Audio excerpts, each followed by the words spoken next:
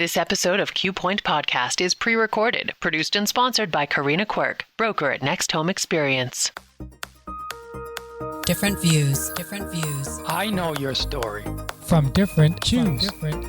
Incredible job. He's David Quirk. You brought it up. And she's Corenna Quirk. Imagine. This is Q Point. Thank you for joining us for part 3 with Jason Joyce, Director of Advocacy at NEFSA. How many hatcheries do we have in the state of Maine? Well, unfortunately, we only have one little hatchery that is active at the aquarium down in Bar Harbor. I don't believe that they release much more than maybe 10,000 lobsters, maybe not even that amount. I'm not sure, but they have been doing that annually. I'm trying to remember the fella's name that used to run that. His last name was Mills. Nice guy. And I don't know if his family still runs that or not, but he started doing that years ago. He was helped by Dr. Bob Baer, who used to run the Lobster Institute. And about a week and a half ago, I went down to the Down East Institute with Bob Baer, met with Brian Beal. They've known each other for years and worked on various hatchery-related experiments. And we discussed what it would take to be effective in enhancing the stock by expanding hatcheries throughout the state. And I'm hopeful that as we discuss this as an industry, that DMR will come alongside of us and help us bring this to a reality. There was a hatchery that was in Stonington. I believe their costs were high, and I'm not sure why they had high costs, other than probably people that were on pay, and it's expensive, obviously, to have people employed. But there was a hatchery down to Cutler that was run for years, and the vice president of our association, John Druin, helped with that. It might have been in the early 2000s, but they were able to raise about 100,000 fourth-stage lobsters, I believe, for less than $30,000. Utilized a lot of volunteerism. They operated it, I believe, in the basement of the town office, so it was a grassroots effort. But he said they were able to put out 100,000 lobsters each year. And Bob Baer was working with that project. Brian Beal probably was as well. I know he and Bob were talking about the other day when we were down there at the Down East Institute. And what they did is they had, I believe, 1,500 of those lobsters that they released one year. They had a biological marker, which is basically 1,500 of those were blue. They figured that would be a good way to determine what the success rate was on what they had released. And John said, locally, he says, you never see so many blue lobsters. I mean, they're so rare,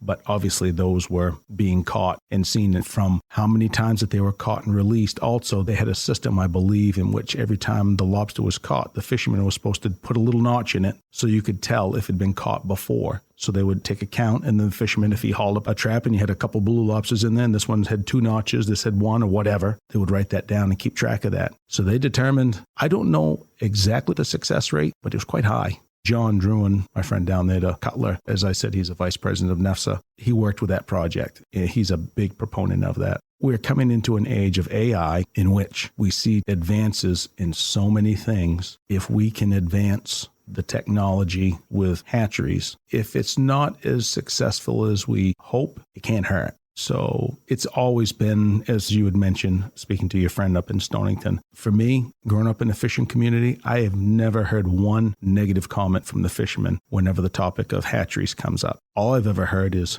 gee, I wish the state would do more hatcheries. And I'm sure there are reasons in the past why it seemed like it wasn't that important. But as we're looking at another stock assessment in 5 years, many of us are saying we should be doing something. What is the primary reason they shut down? Is it funding? Yes. I don't think it's that expensive, but the funding that was available through DMR, they decided to shift some of those funds over to other projects. They have a project there now that's called a sea sampler, in which they'll take people who work for DMR aboard a boat and they'll go out with you fishing for the day. And I've had sea samplers on my boat before, and they will measure every lobster, determine its sex, and they'll keep all of the data from all the lobsters you catch that day, which is great. You know, data collection is important, but it's also important to give back. So those funds were diverted in that direction because we were up in landings around 130 million pounds. It seemed like, well, gee, why would we need to have a hatchery? But now, this year, I'm guessing that the landings are probably less than 80 million pounds, just guessing. I think it's something that we should reconsider investing in for the next generation.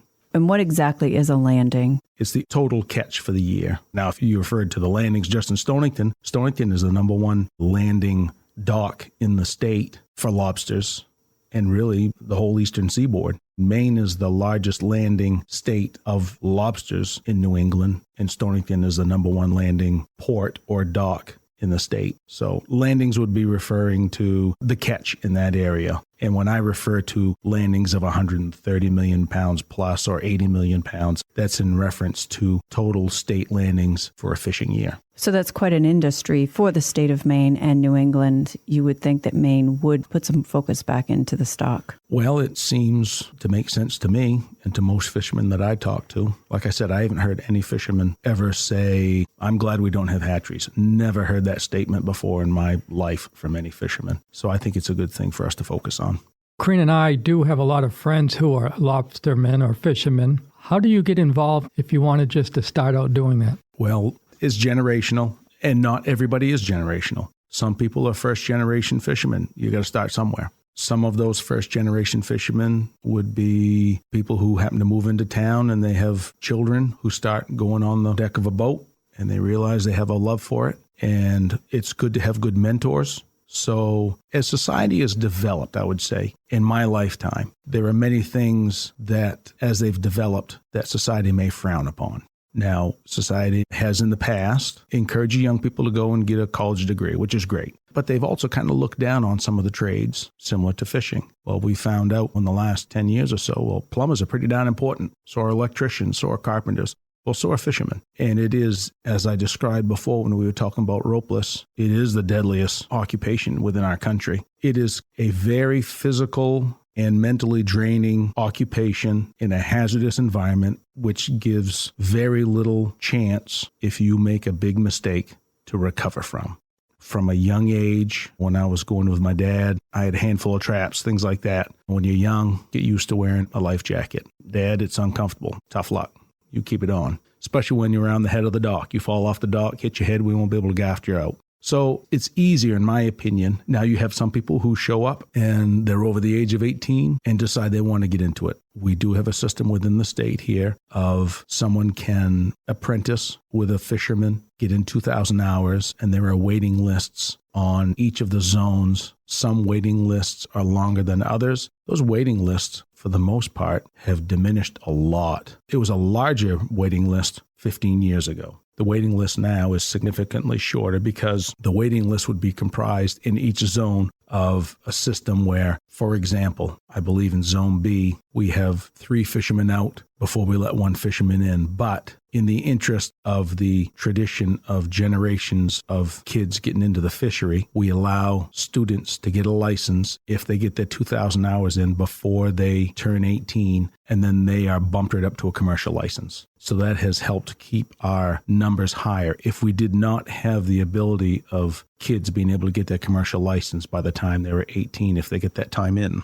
On islands like Swan's Island, where those kids were put on a waiting list, it would hurt the communities because then those kids would choose some other career path, which may take them off of the island, out of the area. And by the time that opened up, well, you've invested 10 years in something else. Chances are you're not coming back. So my dad was on the Zone B Council years ago, basically in the position that I'm at now and other ones have been on. And we've always supported the ability of, even when they started closing this down, because it used to be open, anybody could get a license. But when they started putting in trap limits, then they said there should be a limited entry. But most fishermen have felt that to keep this going for longer than my generation, that we need to allow kids to be able to get a commercial license if they get the time in and not go on a waiting list, because the survivability also of those kids who are raised on the water, in my opinion, is much better. And for them to be successful is much better if they're raised on the water as a kid. You bring someone in, yes, they may have been in a field that's very similar. They embrace the hard work and the sustainability practices, all that stuff too. But there's no replacement from being raised from the time you were 4, 5, 6 years old in a skiff, learning your balance, learning to look out for things in the water, learning to look out for your neighbor. There are things that you are raised to observe that later on in life, if you're into a different trade or if you grow up inland somewhere, that you may not observe. So thankfully, that has been the case. Like I said, if they're over the age of 18 and they want to get into lobstering, they have to apprentice with someone for 2,000 hours. They go on a waiting list. And there are some people who have been very successful that have come into it cold turkey, never were raised in a fishing family and been very successful. You are listening to Q Point Podcast. I'm Corenna Quirk, co-hosting with my husband, David Quirk, and we are having a conversation with Jason Joyce, Director of Advocacy at NEFSA, New England Fishermen's Stewardship Association. To be a lobster fisherman, you're talking about buying a boat, which are extremely expensive, getting the gear, getting the rope, getting the traps. It's quite a bit more money. Yes, it is. Buying a boat now would be like buying 10 vans. The expense is awful. We have lost in regards to the amount of license holders within the state. I believe we're at around 4,200 license holders. And I think we were approaching 6,000 13 years ago. We've lost around 1,800 license holders. Now, some have been just guys have basically retired or passed away and got out of the business. But society has had a way of looking down on various professions. Well, you could do better. You could do better. Well, honestly, as I look at lobstering and some commercial fisheries, we have continually been regulated to the point and expensed to the point. So yeah, you probably do have to have your head examined if you think you want to get into this business, but there is a love for it and there is an ability and a freedom of being on the water that can't be replaced or replicated in other industries. And I am hopeful that in regards to expenses and some regulations, that those things will work out. There should be a stronger demand for lobsters. There is a statistic that is out there. 85% of the seafood that Americans eat are imported. Those imported species that are brought in, the largest portion of those would be shrimp. And of all imported species, less than 0.1%, so 10% of 1%, is actually tested by the FDA to see if it's spoiled, if it has antibiotics in it, has toxins in it, and I believe 30% fail. So if you figure 10% of 1% is tested, roughly 30% of those fail one way or another. Americans would be smart to eat American seafood. Know where it comes from. The quality is high. The prices should be better. Unfortunately, things that come from a third world country and maybe raised with slave labor is going to be cheap. So we have to think about those things. Right now, I'm wearing a shirt that I got from Origin, pants from Origin. I've got some boots from them. That's a local company. I believe they're in Farmington. Yes. And I started buying some of their stuff. I've got 2 pairs of their boots. But the older I get, I think about these things. I see what happens with seafood. They get all this cheap junk that comes in from out of the country. It's unfortunate that people are put in those situations. Either they're slaves or they're being paid slaves' wages. And then the same thing has happened with manufacturing, clothing, and things like that. The stuff comes from out of the country. We should be investing more in this country. So just like I tell people you should buy American seafood, well, I'm doing my best from now on to buy American clothing. And I think the guys at Origin do a great job. That's a great company. When Corenna and I travel outside the state of Maine, obviously the first question everybody asks is Maine lobster. Yes, a friend of mine, I don't know if you guys have met him before or not, but Kurt Brown, he's with Bold Coast Seafood. They bought the old Stinson plant down in Prospect Harbor, and he had a saying that he coined that's been repeated a few times, which was, people don't come to Maine to eat the chicken. They come here for lobster. Yeah, that's what we're known for. And it really does sell itself when people come here or when they have Maine lobster. Yeah, there's no comparison to other species of lobster in other areas. And then also the quality that we have here. No one has better quality than we do. The fishermen take such good care of their product, shipped all around the world. It deserves a better price. We used to have Dexter Shoe, and we used to have a lot of paper mills. Now we're down to the lobster industry. Yeah, well, we used to have, like I said, around 6,000 license holders. Now we're down to 4,200 license holders, 4,200 to 4,400, something like that. Yeah, we need an investment in our iconic products that we have here within the state. I'm hoping manufacturing comes back. Those guys have done great down there with the clothing. And I'm hopeful through my role at NEFSA, not only looking out for lobster industry, but also working on groundfish issues, because groundfish was huge up and down the coastal communities in Maine. In Swans Island, we had probably 12 to 15 boats during the peak of each of those seasons, that while the guys were lobstering, they would be doing ground fishing. Or sometimes you could go from ground fishing into lobstering, but that's a federally managed species, really a federally mismanaged species. But the ground fish are coming back. I'm hopeful that working with NEFSA will be able to regain access for Maine fishermen into that fishery. So can folks go to a dock and buy lobster off the boat? Because wouldn't it be cheaper for them to do that? Well, you can. that's one thing about having our lobster licenses the way they are. I'm allowed to sell my lobster to the general public, or I can go to a dock and sell it. But there's a little bit of a conflict when you're buying your bait at the dock, you're getting your fuel at the dock, and now I go into a public dock and sell my lobsters like that. But in the summertime, I'll have maybe once or twice a week, somebody will come up to me and say, hey, can I buy some lobsters from you? And I'll point them towards my co-op because I want them to be successful as well. But there are times when, with friends and whatnot, actually, if they're friends, generally, I don't charge them anyway. If I have charged anybody out there, then it doesn't mean you're not my friend. But yeah, especially around 4th of July. I imagine you get a few calls. Yes.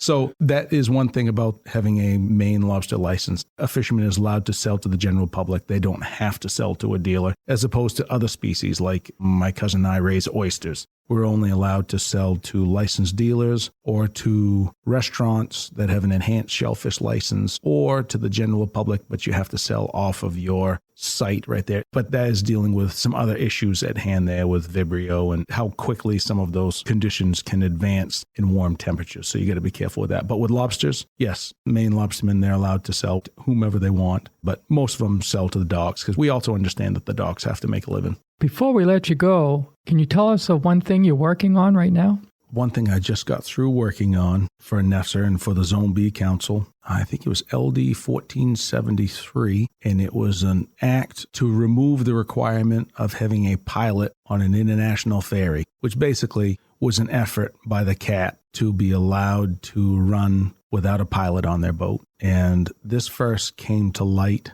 when I was in Augusta speaking against an effort by DOT to remove our ferry boats from the islands and move them to the mainland a year ago last spring. And I was in Augusta and this bill came up. And when I heard it discussed, I was sitting there waiting for the ferry bill to come up so I could testify on that. And when it came up, I couldn't believe what I was hearing. Why would the Maine legislature vote to remove a pilot, which is there for safety? They are the eyes of the state to make sure that safety is paramount. Why would our legislature even consider removing that pilot from a high-speed ferry coming from Canada, capable of speeds of 50 miles an hour, coming into state waters? It just seemed foolish. The ferry boat carries up to 200 vehicles, up to 866 passengers, is 300 feet long and 85 feet wide. Cruises around 40 knots, but she can do 46 knots, I believe.